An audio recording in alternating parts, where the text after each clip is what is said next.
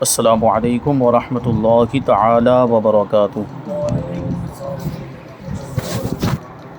نحمده ونصلی ونسلم علی رسولہ الکریم، اما بعد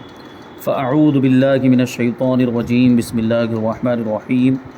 ان اللہ وملائکتہ یصلون علی النبی یا ایہا الذین آمنوا صلوا علیہ وسلموا تسلیما۔ اللہم صل علی سیدنا ومولانا محمد معدن الجود والکرم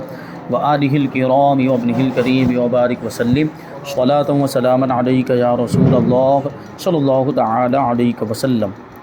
وقف کا بیان جاری و ساری ہے۔ اس سے پہلے وقف کے احکام بیان کیے گئے، اب یہاں سے شرائط وقف کو بیان کر رہے ہیں، یعنی وقف کی شرطیں۔ تو سوال یہی ہے کہ وقف صحیح ہونے کی کیا شرطیں ہیں، وقف کے صحیح ہونے کے لیے کتنے شرائط ہیں؟ وہ جواب یہ ہے کہ وقف کے صحیح ہونے کی درجے ذیل شرطیں، اس میں یہاں پر 11 شرطیں شمار کرائی ہیں، یعنی وہ شرطیں پائی جائیں گی تبھی یہ وقف جو ہے وہ صحیح اور درست ہوگا۔ اگر ان میں سے کوئی ایک شرط بھی نہیں پائی گئی تو وقف صحیح اور درست نہیں ہوگا، کیونکہ شرط ہونے کا مطلب یہ ہوتا ہے کہ جب شرط پائی جائے گی تو مشروط پایا جائے گا، جب شرط نہیں پائی جائے گی تو مشروط بھی نہیں پایا جائے گا۔ مشروط کا مطلب جس کے لیے وہ شرط ہے۔ تو یہاں وقف کے لیے جو شرائط بیان کیے جا رہے ہیں، تو ان میں سے کوئی بھی شرط اگر نہیں پائی گئی تو وقف درست نہیں ہوگا۔ پہلی شرط یہ ہے واقف کا عاقل ہونا، یعنی جو وقف کرنے والا ہے اس کی عقل سلامت ہونی چاہیے، یعنی مجنون ہے، پاگل ہے تو اس کو عاقل یعنی عقل مند نہیں کہا جاتا، وہ عقل مند ہوتا ہی نہیں۔ کا کیا مطلب ہوا کہ اگر کوئی پاگل یا مجنون وقف کرتا ہے تو اس کا وقف صحیح نہیں، عاقل ہونا ضروری ہے، عقل والا یعنی عقل مند، عقل سلامت ہونی چاہیے۔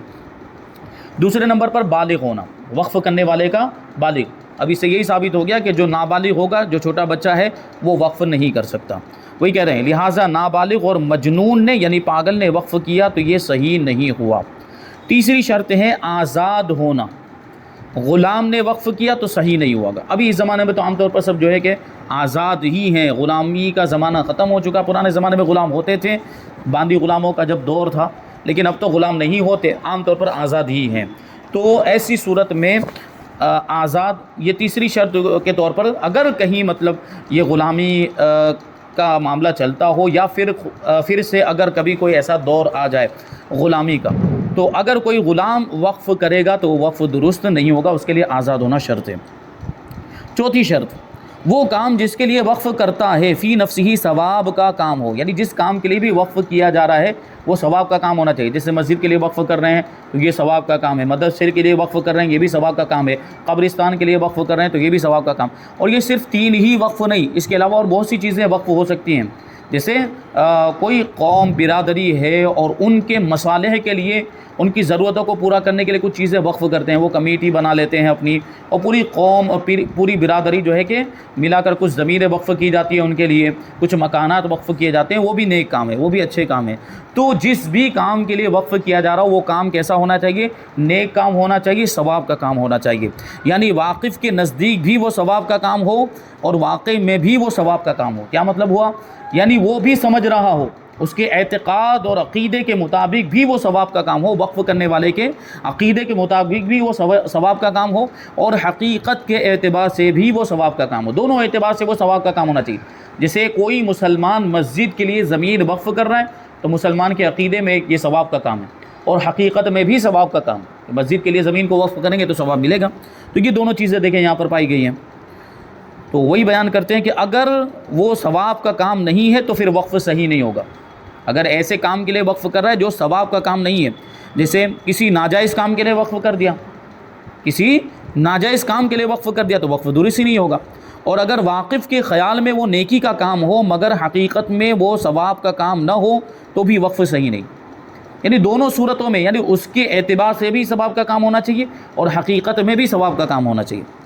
اور اگر واقع میں ثواب کا کام ہے مگر واقف کے اعتقاد میں وہ ثواب کا کام نہیں ہے، یعنی حقیقت میں تو ثواب کا کام ہے لیکن وہ اس کو ثواب کا کام سمجھ نہیں رہا ہے وقف کرنے والا، تب بھی یہ وقف صحیح نہیں ہوا، اس کے عقیدے میں اگر وہ ثواب کا کام نہیں ہے، تو یہ دونوں چیزیں ہونی چاہیے۔ لہٰذا اگر وہی دیکھیں اس کی مثال کے ذریعے سمجھا رہے ہیں کہ اگر کسی نصرانی نے، نصرانی مطلب عیسائی، اگر کسی نصرانی نے بیت المقدس پر کوئی جائیداد وقف کی کہ اس کی آمدنی سے اس کی مرمت کی جائے، یعنی بیت المقدس کی ریپیئرنگ وغیرہ کا کام کیا جائے، تو یہ جائز ہے۔ کیوں؟ کیونکہ نصرانی ہے، عیسائی ہے، وہ بھی بیت المقدس کو قابل احترام مانتے ہیں، وہ بھی اس کی تعظیم کرتے ہیں، جو نصرانی بلکہ یہودی بھی بیت المقدس کی تعظیم کرتے ہیں۔ تو اب دیکھیں، اب وہ بیت المقدس کے لیے زمین کو وقف کر رہا ہے یا کوئی جائیداد کو وقف کر رہا ہے، نصرانی یا عیسائی، تو اس کے اعتبار سے بھی تو وہ مقدس جگہ ہے، تو اس کے اعتقاد میں بھی یہ کام ثواب کا کام ہے۔ اور بیت المقدس کے لیے کوئی جائیداد، یعنی مسجد ہے، وہ اتنی مقدس مسجد ہے، اس کے لیے جائیداد وقف کرنا، یہ حقیقت کے اعتبار سے بھی تو ثواب والا کام ہے۔ تو اگرچہ وہ نصرانی ہے لیکن اس کے عقیدے کے اعتبار سے دیکھیں تب بھی وہ ثواب کا کام ہے، تو یہ وقف درست ہے۔ اور اگر گرجا گھر یا بت خانے کے نام وقف کیا کہ اس کی مرمت یا چراغ بتی میں صرف کیا جائے یا حربیوں پر صرف کیا جائے تو یہ وقف باطل ہے۔ گرجا گھر یعنی چرچ ہے یا بت خانہ جیسے مندر وغیرہ، اس کے نام پر کوئی جائیداد وقف کر دی، تو اگرچہ وہ اس کے اعتقاد سے وہ سمجھ رہا ہوگا کہ یہ بہت اچھا کام ہے، غیر مسلم اگر کوئی ہے مندر پہ وقف کر رہا ہے تو وہ تو اپنے اعتقاد سے وہی سمجھے گا نا کہ یہ تو وہ اپنے اعتبار سے کیا بولتے ہیں، وہ یہ پنیہ کا کام ہے، یعنی ہم جس کو کہیں اپنی زبان میں تو یہ ثواب کا کام ہے، تو وہ یہ سوچ کر اگر کہے گا تو اس کے اعتبار سے تو وہ ثواب کا کام، اس کے عقیدے کے اعتبار سے، لیکن حقیقت کے اعتبار سے یہ کوئی ثواب کا کام نہیں ہے، یہ تو شرک اور بت پرستی وغیرہ، تو یہ وقف درست نہیں ہے، ٹھیک ہے۔ یعنی وہ یہ سوچ کر کوئی جائیداد وقف کرے کہ یہ اس کی جو بھی آمدنی ہوگی مندر اور گرجا گھر اور چرچ کی، اس سے مرمت کی جائے گی، اس میں اجالے کا انتظام کیا جائے گا، یا جو ہے کہ یہاں پر جتنے بھی لوگ آئیں گے عبادت کرنے کے لیے ان پر خرچ کیا جائے گا، تو یہ وقف باطل ہے کیونکہ یہ ثواب کا کام ہے ہی نہیں۔ اور اگر نصرانی نے حج اور عمرہ کے لیے وقف کیا جب بھی وقف صحیح نہیں، اب یہاں پہ الٹا ہو گیا، دیکھیں اب یہاں پر کیسا ہو رہا ہے کہ حج اور عمرہ کے لیے، یعنی حاجی اور عمرہ کے لیے، کوئی حاجی اور عمرہ کرنے والوں کے لیے کوئی جائیداد وقف کر دی کہ اس کی جو بھی آمدنی ہوگی وہ ان کی خدمت میں صرف کی جائے گی، ان کی ضروریات کو پورا کیا جائے گا، تو ایسی صورت میں دیکھیں یہ کام تو ثواب کا ہے، حاجیوں کو پانی پلانا، حاجیوں کی خدمت کرنا، عمرہ کرنے والوں کی خدمت کرنا، یہ تو ثواب کا کام ہے، لیکن اس کے اعتقاد میں ثواب کا کام نہیں ہے، کیونکہ نصرانی ہے، نصرانی تو حج کو مانتا ہی نہیں ہے، نصرانی جو ہوگا وہ عمرہ وغیرہ کا اعتقاد ہی نہیں رکھتا، اس کو نیک کام مانتا ہی نہیں ہے، تو اس کے اعتقاد کے اعتبار سے یہ کار ثواب نہیں، اگرچہ حقیقت کے اعتبار سے یہ کار ثواب ہے۔ تو یہ دونوں چیزیں دونوں چیزوں کا پایا جانا ضروری ہے۔ کون سی دونوں چیزیں؟ یعنی وہ کام جس کے لیے وقف کیا جا رہا ہو وہ حقیقت میں بھی ثواب کا کام ہونا چاہیے، اور وقف کرنے والے کے اعتقاد اور عقیدے میں بھی ثواب کا کام ہونا چاہیے۔ تو یہ بات ذہن میں رہے۔ اب پانچویں شرط بیان کرتے ہیں، وقف کے وقت وہ چیز واقف کی ملک میں ہو، یعنی وقف کرتے وقت جب وہ وقف کر رہا ہے وہ اس کی ملکیت میں ہو، اگر اس کی ملکیت ہی میں نہیں ہے تو وقف کیسے ہو سکے گا؟ مان لیجئے کہ کوئی زمین ابھی اس نے خریدی نہیں، صرف ایک بات چیت ہوئی ہے، ابھی جو سودا جو تھا وہ خرید و فروخت کا مکمل نہیں ہوا، اور ابھی سے آ کر وہ وقف کرنا شروع کر دے کہ میری زمین جو میری بات چیت چل رہی ہے فلاں پارٹی کے ساتھ، وہ زمین کو میں مسجد کے لیے وقف کرتا ہوں، تو ابھی اس کی ملکیت ہی میں نہیں آئی، تو پھر وقف کرنے کا کیا مطلب ہوا؟ یعنی وقف کرنے کے لیے جس چیز کو وقف کیا جا رہا ہے وہ ملکیت میں ہونا ضروری ہے۔ جیسے اگر آپ کے پاس کوئی کتاب رکھی ہوئی وہ آپ کی کتاب ہے، اور میں یہاں بولتا رہوں کہ میں نے یہ کتاب وقف کی، میں نے یہ کتاب وقف کی، وہ کتاب میری ہے ہی نہیں تو وقف کیسے؟ وہ تو کتاب آپ کی ہے، وہ کتاب میری ملکیت میں ہونا چاہیے، وقف کرنے کے لیے ملکیت ہونا ضروری ہے۔ وہی کہتے ہیں لہٰذا اگر وقف کرنے کے وقت اس کی ملک نہ ہو، یعنی وقف کرنے والے کی ملکیت نہ ہو، بعد میں ہو جائے تو وقف صحیح نہیں، یعنی اگرچہ بعد میں ملکیت ہو رہی، جیسے وہ زمین والی میں نے مثال دی کہ ابھی صرف بات چیت ہوئی تھی، سودا مکمل نہیں ہوا تھا، ملکیت میں نہیں آئے، اب اس نے یہ سوچ کے چلو آ ہی جائے گی نا بعد میں، لو ابھی سے وقف کر دیتا ہوں، اس نے یہ سوچ کر وقف کر دیا، تو اس وقت جب وقف کر رہا ہے اس وقت وہ اس کی ملکیت میں نہیں، تو وقف درست نہیں ہوا، اگرچہ 10 دن کے بعد اس کی ملکیت میں آ جائے، 1 مہینے کے بعد اس کی ملکیت میں آ جائے، وہ وقف صحیح نہیں مانا جائے گا، وہ وقف درست نہیں ہوگا۔ جب وقف کر رہے ہوں اسی وقت اس کا مالک ہونا ضروری ہے۔ مثلا ایک شخص نے مکان یا زمین غصب کر لی تھی، کیا مطلب ہوا؟ کسی کی زمین کو ناجائز طور پر ہڑپ کر لیا تھا، ٹھیک ہے، غصب کر لیا کا مطلب کیا ہے کہ بغیر اس کی اجازت کے اس کو چھین لیا، تو یہ کسی کی زمین کو اس طرح لے لیا، اب اسے وقف کر دیا، کیونکہ اب غصب کی ہوئی چیز کا استعمال جائز ہی نہیں ہے، اس پر تو لازم تھا کہ اس کو واپس کرتا، جو بھی زمین یا مکان اس نے غصب کیا تھا، چھین لیا ہے ناجائز طریقے سے، اس پر واپس کرنا لازم تھا، اس کے لیے اس کا استعمال حرام تھا، لیکن وہ کیا کر رہا ہے، اب اسی زمین کو یا اس مکان کو وقف کر رہا ہے۔ پھر مالک سے اس کو خرید لیا، یعنی وقف کرنے کے بعد اب مالک سے خرید رہا ہے وہ، اور مالک بھی راضی خوشی اس کو بیچ بھی رہا ہے، اور اس نے پھر ثمن بھی ادا کر دیا، یعنی غاصب نے، غصب کرنے والے نے اس کا ثمن یعنی اس کی قیمت بھی ادا کر دی۔ جیسے زمین کی بات ہے کہ پہلے زمین پر ناجائز قبضہ کر لیا اس نے اور زمین کو وقف بھی کر دیا، یعنی ابھی جب تک ظاہر سی بات ہے غصب کرنے کی وجہ سے آدمی اس کا مالک نہیں ہوتا، تو جب تک وہ خریدا نہیں ہے وہاں تک وہ اس کا مالک نہیں ہے۔ جب وقف کر رہا تھا اس وقت وہ اس کا مالک نہیں تھا، اگرچہ بعد میں اس کو خرید رہا ہے، مالک راضی بھی ہو جا رہا ہے، مالک اس کی قیمت لے بھی دے رہا ہے اور یہ قیمت ادا بھی کر دے رہا ہے، لیکن اس وقت تو ملکیت نہیں تھی جب اس نے وقف کیا تھا، ٹھیک ہے۔ یا کوئی چیز دے کر مالک سے مصالحت کر لی، یعنی یا تو خرید لیا، جیسے زمین کی قیمت مثال کے طور پر 15 لاکھ 20 لاکھ روپے جو بھی تھی، پہلے غصب کیا، پھر کہتا ہے کہ ٹھیک ہے چلو تم کو اس کی میں قیمت دے دیتا ہوں، یہ زمین میرے نام پر کر دو، یہ زمین مجھے اس کا مالک بنا دو۔ بعد میں اس نے مالک بنا بھی دیا اور قیمت لے بھی لی، 15-20 لاکھ روپے جو بھی تھے وہ پہلے والے مالک نے اس کے لے بھی لیے، تو اب بھلے یہ مالک ہو گیا ہے لیکن وقف تو اس سے پہلے کر چکا ہے وہ، جب وہ مالک نہیں تھا۔ یا کوئی چیز دے کر مالک سے صلح کر لی، یعنی قیمت کے طور پر نہیں دی، صلح کے طور پر دی کہ چلو میں نے تمہاری یہ چیز زمین کو غصب کر لیا، میں نے غلط کیا تھا، اچھا ایک کام کرتے ہیں کچھ لے کر معاملہ ہم نپٹا لیتے ہیں اور صلح کر لیتے ہیں، مصالحت کر لیتے ہیں۔ اس نے کہا ٹھیک ہے چلو لاؤ 10 لاکھ روپے دے دو، تو بات ختم ہو گئی۔ تو ایسی صورت میں بھی اب غاصب کی ملکیت ثابت ہو جائے گی، لیکن یہ بھی ملکیت جو ثابت ہو رہی یہ بھی بعد میں ثابت ہو رہی، جب وقف کیا تھا تب کوئی ملکیت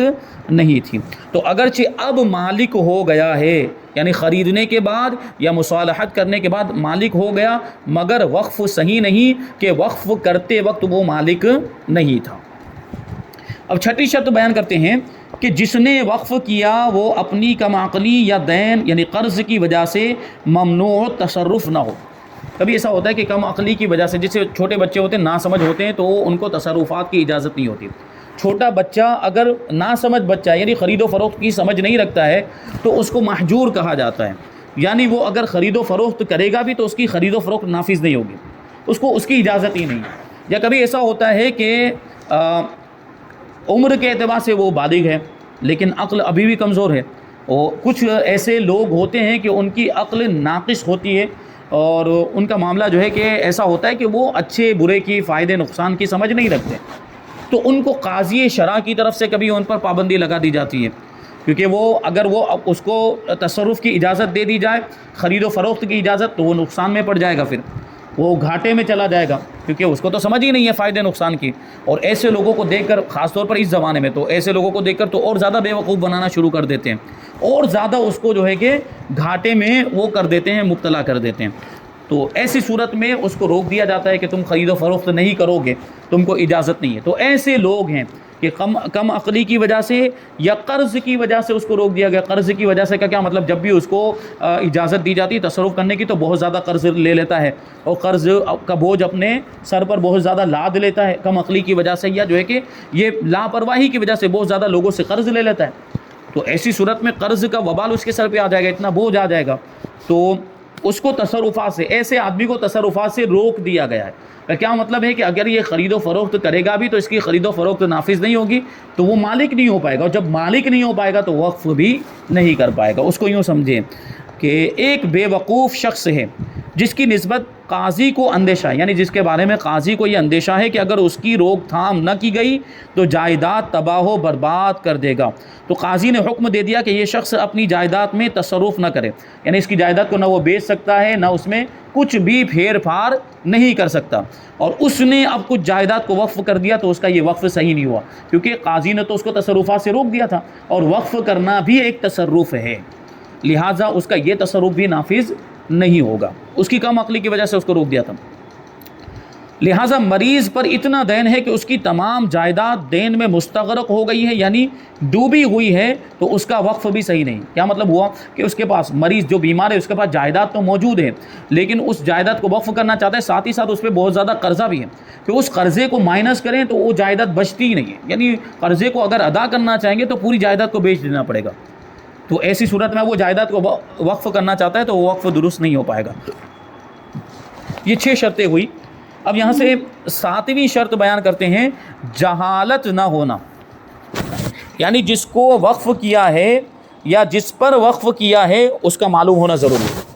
جس چیز کو، جیسے زمین کو وقف کر رہا ہے تو وہ زمین معلوم ہونی چاہیے، مجہول نہیں ہونی چاہیے، اس کی مقدار معلوم ہونی چاہیے کہ اتنی لمبی اتنی چوڑی یہ زمین ہے، اور یہ زمین کہاں پر موجود ہے، کس علاقے میں موجود ہے، یہ ساری چیزیں معلوم ہونی چاہیے۔ اور جس پر وقف کیا جا رہا ہے اس کا بھی معلوم ہونا، جیسے مسجد پر وقف کر رہے ہیں تو یہ تو مسئلہ صاف رہتا ہے، کبھی کچھ مخصوص لوگوں پر وقف کیا جاتا ہے تو ان کے تعلق سے بھی معلوم ہونا چاہیے کہ کن لوگوں پر وقف کیا جا رہا ہے، فقیروں پر وقف کیا جا رہا ہے، طالب علموں پر وقف کیا جا رہا ہے، یا عام لوگوں پر وقف کیا جا رہا ہے، کن لوگوں پر وقف کیا جا رہا ہے، یہ سب بھی معلوم ہونا چاہیے۔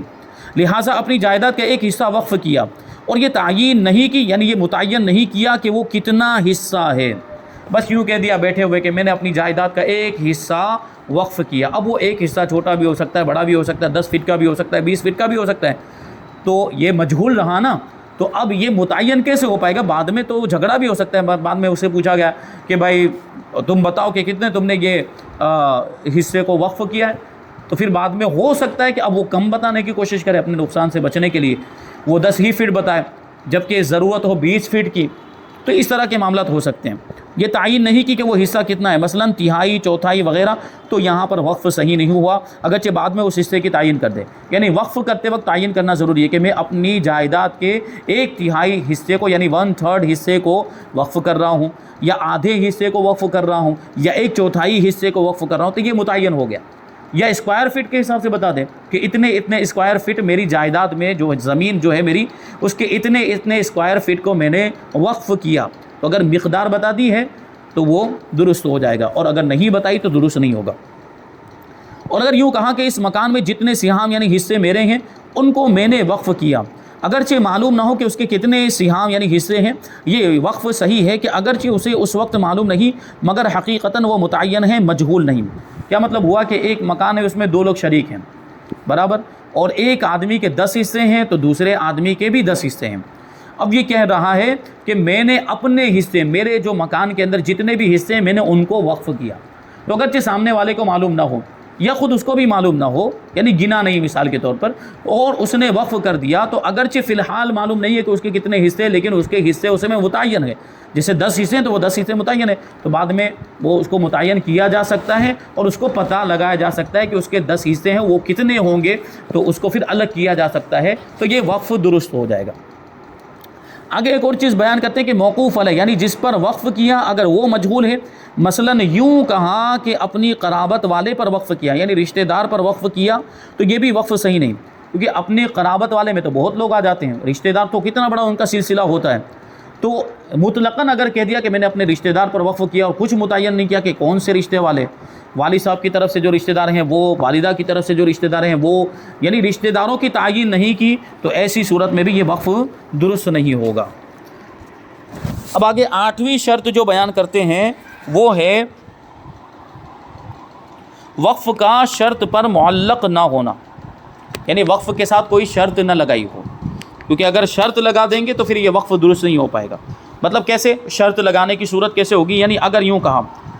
کہ شرط پر معلق کیا، مثلا میرا بیٹا سفر سے واپس آئے تو یہ زمین وقف ہے، یہ شرط لگ گئی نا،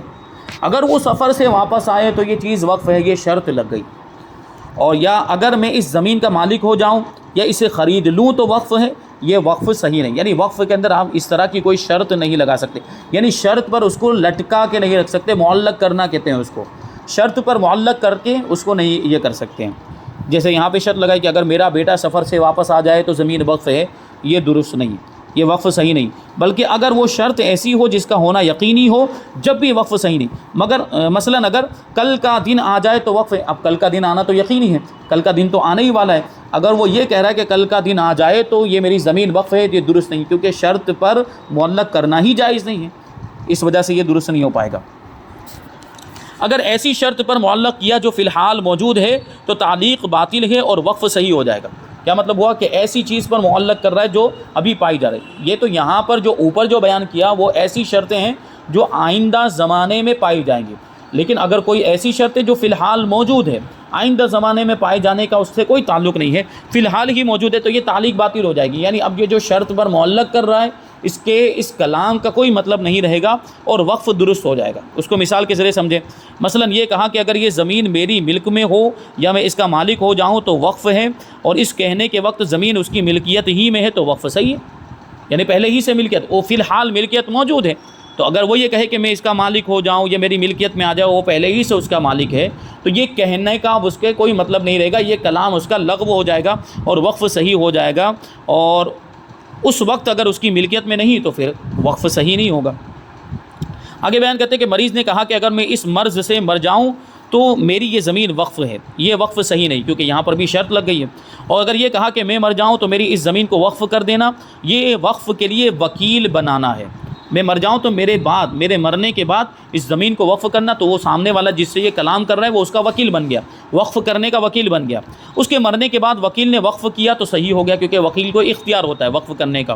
تو اب اس کو وہ